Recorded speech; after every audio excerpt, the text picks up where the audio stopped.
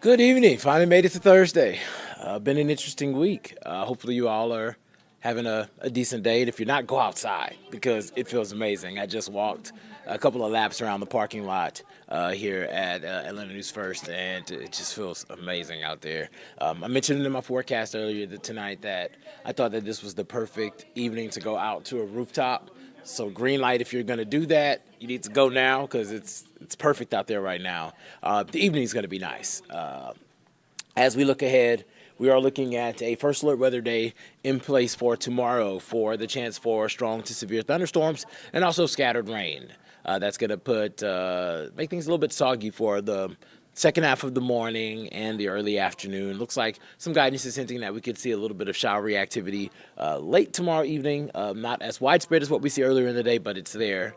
There is a takeaway from this forecast. The weekend numbers continue to trend drier. If you were with us last night, I kind of mentioned it. You probably got my passiveness about the first alert weather day for Sunday. We were having some internal conversations as a team, 7 of us. We like to kind of all get on the same page. Just like if you have 7 people watching an event, 7 people can see it 7 different ways or maybe 3 different ways. And there's a lot of different models that we look at to fine tune our forecast. A lot of us have different experiences from different places, and we like to have powwows and we like to hammer out discussions about what we see and what we think is going to happen. And we're all on the same page with the lower rain chances for Saturday and Sunday. There could be some spotty showers here or there. Saturday actually looks pretty good. It's trending in a better direction. Sunday's the day that I do think that a lot of us will be dry. If you're along in south of I-20, you're going to have the best chance of getting some showers. So that's something that we fine-tuned over the course of the last 12 hours or so. And then heading into next week, we look dry. So an improvement in the forecast, just not the best of news for tomorrow. We'll dive into what we're expecting. Let's go ahead and get into it now. Right now, things are quiet on First Alert satellite and radar. No clouds. It is gorgeous out there. Check out where our temperatures are across the southeast. You can see 76 degrees here in Atlanta. Same for folks down in Columbus. The upper 60s out in Savannah. And then to the west, you have the upper 70s as well. You can kind of see the blues in portions of the plains. That's going to be that system that's bringing some storms to portions of Oklahoma, Texas, and into Missouri. That system is eventually going to slide our way, and that's going to be the chance for rain and some rumbles as we head into the day tomorrow. So closer to home, the numbers are going to be very mild through the overnight. These numbers that you're looking at, just for frame of reference, they are the morning lows. This is as cold as it's going to be tomorrow morning when you step outside. To put this into more perspective, the afternoon maximum temperature, the highs that we're always talking about, they should be about 65. So we are going to be well above average tomorrow morning, starting off with very warm numbers.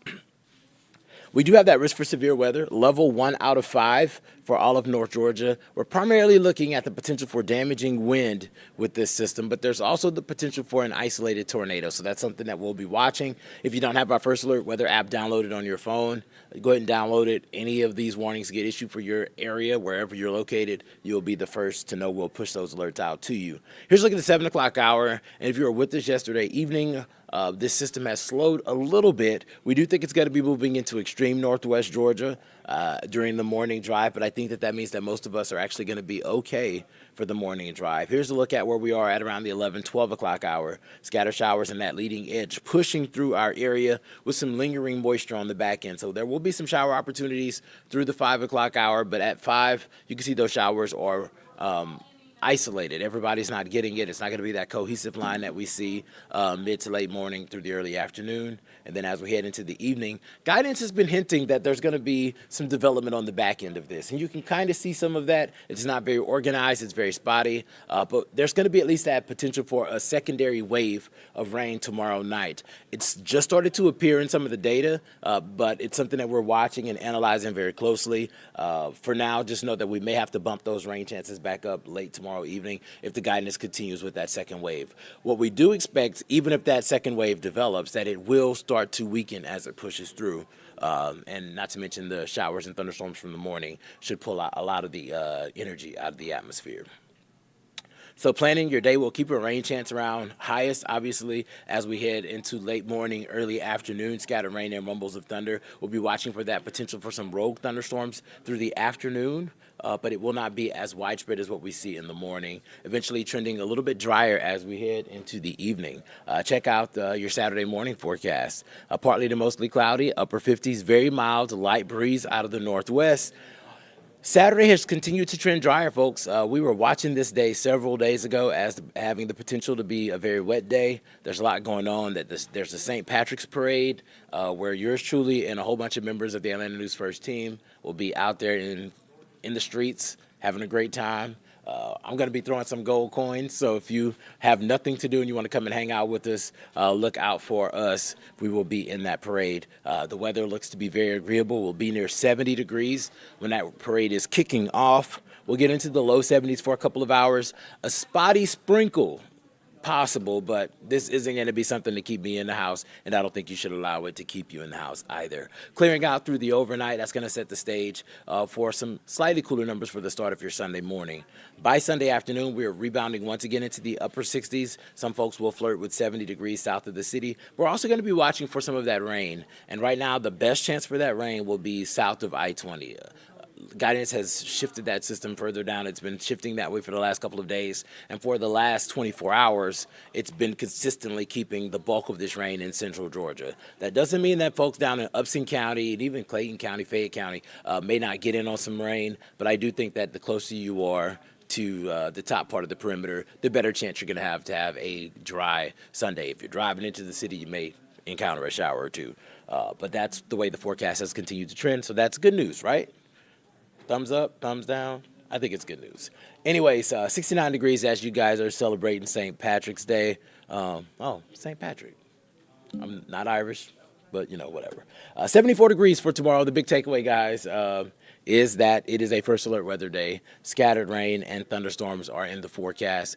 There could be a rogue strong to severe thunderstorm, and there is going to be enough energy there that we could see some winds gust 60, 65 miles per hour, and we cannot rule out a tornado. We were looking at helicity, which simplistically is rotation, the ability for the atmosphere to rotate, and the guidance has been hinting that there is going to be at least the potential for there to be some rotating thunderstorms, which means that tornado risk is non-zero.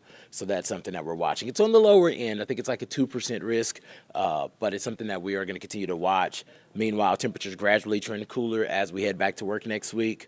The coolest afternoon of the forecast will be Tuesday, which is ironic because it's the first day to astronomical spring, but 59 degrees for a high, about 5 or 6 degrees below average. So definitely a day where you'll probably at least need the jacket for the morning, as we'll start off in the 30s, and then we'll warm back towards 70 by the end of next week. Y'all are quiet tonight, and I'm going to let y'all live. I always say that I'm going to keep you for a good time, not a long time. So I'm going to throw this 7-day forecast up for you one more time. Take my supers, my name down so that you guys can maybe screenshot this, screen grab it, do what you need to do to keep this forecast pinned in your head. And know that we will be here tomorrow throughout the first alert weather day, watching the radar. There's always going to be at least 2 of us here keeping an eye on these storms and updating our app continuously so that you know where those storms are, how far they are away from you. Something that's pretty cool. I know that we talk about our app a lot, but we really do take a lot of time to go in there and manually update the forecast for you. And we don't just do one forecast. We do a forecast for all of our areas, all of our zip codes. All of our zip codes get their forecast. And this is going to be specifically made for you in your neighborhood. And the thing that I use it for the most, I don't know about you, but I like to run outside. I'm not really a treadmill guy, but I like to go for, a 4, 6 mile run from here time to time. But I don't let the rain stop me. I just look to see where the rain is on the radar. And I'm like, I can go here.